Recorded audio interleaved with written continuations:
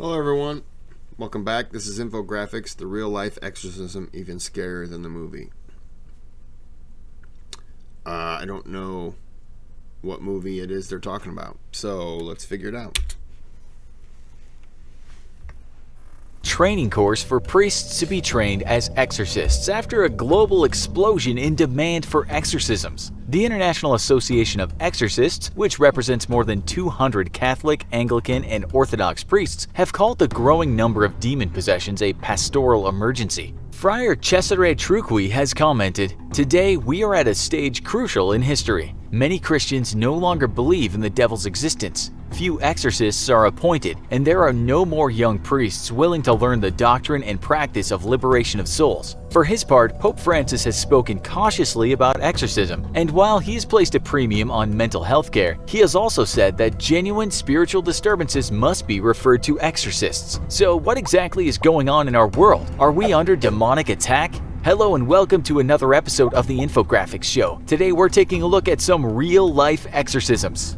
It's a strange conundrum we find ourselves in. Globally, the number of people who adhere to strict religious standards is on the decline, and faith in science and mental health care has largely replaced faith in the divine. Yet, even with our modern mental health care and centuries of debunking possessions as simply mental illness, cases of demonic possession seem to be on the rise. You've probably heard that famous quote by now, "The greatest trick the devil ever pulled was convincing the world he didn't exist." Have we all been fooled into complacency by Satan? Are we in mortal spiritual peril because of our lack of faith? We can't answer that question for you, but we can explore some of the most shocking exorcisms in recent history. Anneliese Michiel. In 2005, the film The Exorcism of Emily Rose was widely regarded as the new The Exorcist. A terrifying film, the movie portrayed an exorcism that was loosely based on the real-life exorcism of a German girl named Anneliese Michiel. Michiel grew up a devout Catholic and attended Mass bi-weekly, and for all intents and purposes appeared to be a normal teenage girl. Then, when she was 16, she suffered a severe convulsion that struck from out of the blue, and doctors were quick to diagnose her with temporal lobe epilepsy.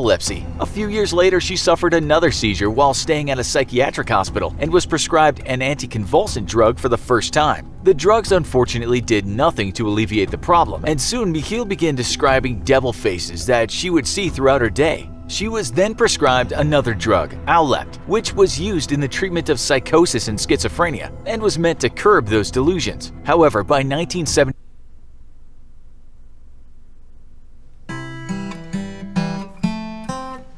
so many new things to protect in life. A little care helps to keep things alright. No one cares. Nationwide is on your side. Got it.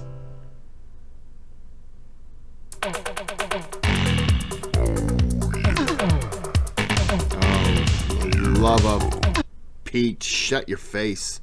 I don't want to hear the music. I don't want to hear any of this. Shut up, go away. Go away, Satan. Okay. However, by 1973, Michiel was suffering from deep depression and began hallucinating while she prayed, as well as hearing voices telling her that she was damned and Anyone ever seen The Exorcism of Emily Rose? I saw it one time a while ago. Don't remember much about it. I don't remember if I disliked it, and I don't know if I liked it. would rot in hell. Despite more treatment at a psychiatric hospital over the course of 5 years, her health did not improve and her depression deepened. Then suddenly, Michiel started exhibiting an intolerance of Christian sacred objects and places, refusing to walk past crucifixes or to drink from a holy Christian spring. When taken to a holy shrine, she complained that the ground burned her feet and she was unable to physically approach the shrine itself. When she looked at the people praying in front of it, she described as seeing them gnashing their teeth angrily or in agony. Soon after, she claimed to no longer be able to look at the pictures of the saints, for they sparkled so brilliantly that they blinded and hurt her. Michiel's desperate family appealed to the church for an exorcism, but the church declined over and over again, instead encouraging the family to continue psychiatric treatment. Michiel worsened during this period, becoming physically weak and displaying heightened aggression. She would also regularly hurt herself, eat insects, and drink her own urine. In 1973, she was prescribed more antipsychotic drugs and mood stabilizers, though they did nothing to improve her health. In 1975, the church granted permission for priest Arnold Renz to perform an exorcism, exorcism, although only under the strictest secrecy. The last thing the church wanted was a media circus around the poor girl's house. On September 24th, Renz performed the first session and would ultimately perform 70 exorcism sessions on the stricken girl over the next 10 months, claiming that she was possessed with several demons, including Judas, Nero, Hitler, Cain, Lucifer, and others. Michal would try to weaken the evil spirit's hold on her through self-flagellation, often beating herself so hard that she had to be helped when standing. On July 1st, 1976, and after 10 long months of failed exorcisms, Anneliese Michel passed away. She weighed only 68 pounds, and an autopsy confirmed that she had died of malnutrition and dehydration. The priests involved were put on trial for manslaughter, and during the course of the trial, 47 tapes recorded during the exorcisms were played for the jury. In the tapes, Michal is heard to be vomiting, growling, and snarling like an animal, and at times what sounds like two distinct voices can be heard arguing with each other. If you do a YouTube search right now, you can find some tapes for yourself, if you dare listen. The priests involved would end up getting 6 months of prison time, which was later suspended, and 3 years of probation. After the trial, Michel's parents asked the court for permission to exhume the body so that they could rebury their daughter in a proper coffin and with a proper ceremony, claiming that the original burial had been rushed. When Michel's body was exhumed, several people claimed that the body had not deteriorated as expected, though medical professionals who examined the remains said that the decomposition had proceeded normally. Still, one nun claimed to have had a vision of Michel's unblemished body, and to this day, her burial site remains a place of pilgrimage for many devout believers. Roland Doe.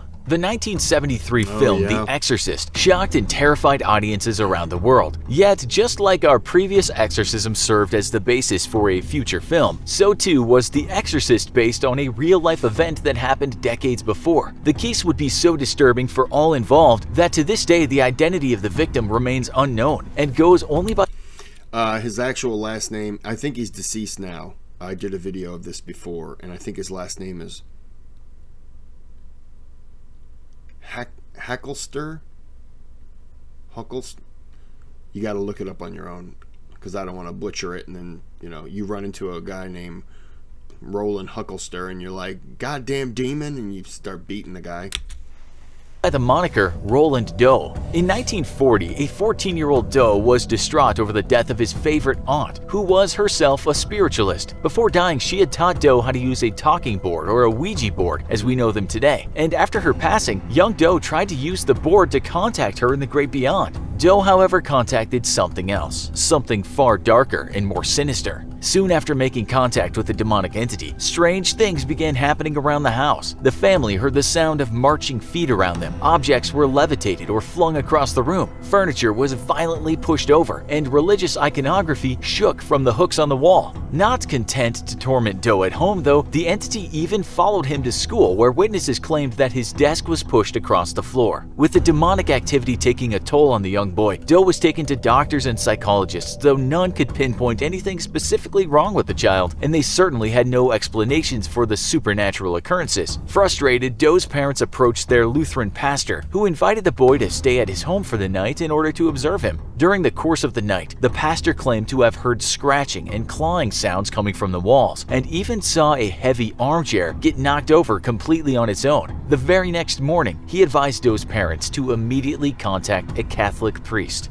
Edward Hughes conducted the first exorcism on the boy at Georgetown University Hospital, which ended in disaster. In the middle of Hughes' prayers, the enraged child slipped free of his restraints and tore a bed spring from the mattress, using the sharp metal wire to slash the priest's arm. Hughes very quickly referred the family to William S. Bowden, an associate of College Church in St. Louis. Bowden and another priest also chose to observe Doe before deciding if an exorcism was proper or not, and while under observation, Doe's bed began to shake violently as objects moved on their own. Doe also began to speak in a guttural voice and displayed an extreme aversion to religious objects. Taking their findings to the Archbishop gave his permission for the rite of exorcism to be performed again. Doe's exorcisms went on for weeks, and during one exorcism with 3 witnesses, wounds appeared all over Doe's body.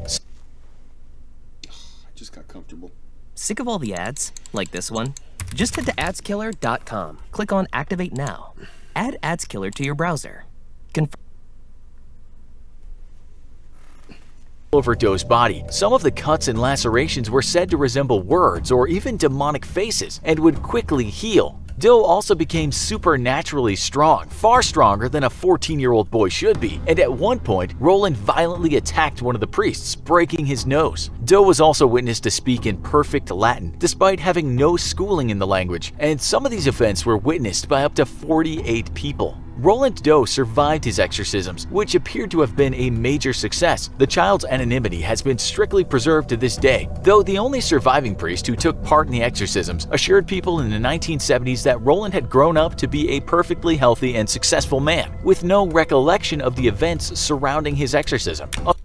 He ended up working for NASA. Unfortunately, not much hard evidence exists of Doe's exorcism, aside from the journal of one of the now dead priests, and the strict anonymity clause that Doe's family requested has for decades prevented anyone from discovering his true identity. Yet, while skeptics consider the event to be false, there is still the question of why at least two devout religious men would go to the lengths of creating such a tall tale. One who spoke about it until his death, and another who refused to speak of it and only documented in his personal diary discovered after his death. Surely, if the exorcism had been nothing more than a fictional story, a priest wouldn't have gone through the trouble of including it in his diaries, which were never meant to be made public. Yet many skeptics doubt that Roland Doe was anything more than a partially wily young teenager, and an investigation into the exorcism has revealed facts that throw into question the veracity of the account as alleged by the priests who are said to have performed the ritual. Was it all a hoax perpetrated by a disturbed teenager wanting nothing more than attention? If so, the hoax fooled at least one of the priests who would write about it in his personal journals. Or was it a real example of demonic possessions? Do demons exist, lurking in the shadows and... The head priest went to his grave saying that there was nothing fake about it. And even made a comment that the journal that you read is 100% true. I don't know anything more about Emily Rose, but, you know, this one seems to be... If I was going to believe one, I would probably believe the story of this. waiting to attack? We'll let you mull the case over tonight in your bed, all alone in the dark, and decide for yourself. Are exorcisms real, or is demonic possession just a psychological condition? If it's all in the mind, then why did Anneliese Michel not respond at all to various rounds of antipsychotics? How was the emaciated and starved girl able to sometimes overpower the grown men trying to hold her down? And why would such devastating mental illness strike so suddenly out of the blue? Some have theorized that a tumor had grown in Anneliese Michel's brain, which pressed onto the parts of the brain and helped explain the extreme behavior. Yet 2 medical examinations of the body discovered no such tumor. And there's the case of Roland Doe, which admittedly is rife with possibility that it was nothing more than a hoax. Yet we still have to ask ourselves, why would 2 priests invent the fictional event yet seek no public benefit from it? And why would one of the 2 priests never speak about it his whole life and only record the event in his private journals? Is the devil real? Are we really in mortal spiritual danger? Want to hear about more terror? Yeah, I believe the Exorcist one more. I can't tell you it happened exactly as the journal laid out. I've never read the journal, but I've just it's always intrigued me because it happened in St. Louis, and I did a video that will be coming out on Halloween about that, and I want to do there's a documentary. There's a documentary, and it's about the true story behind that, and I want to do that too. That might be another Halloween release. It's a 45-minute documentary, so I might do that whole thing in just one sitting. I don't know. Depends on what all I've got going on. So I'm gonna end this here. Man, now I want to watch the Exorcism of Emily Rose. I want to watch The Exorcist 2.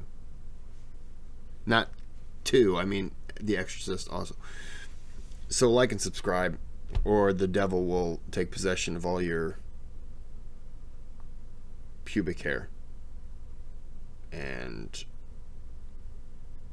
do something. Have a good day, have a good night.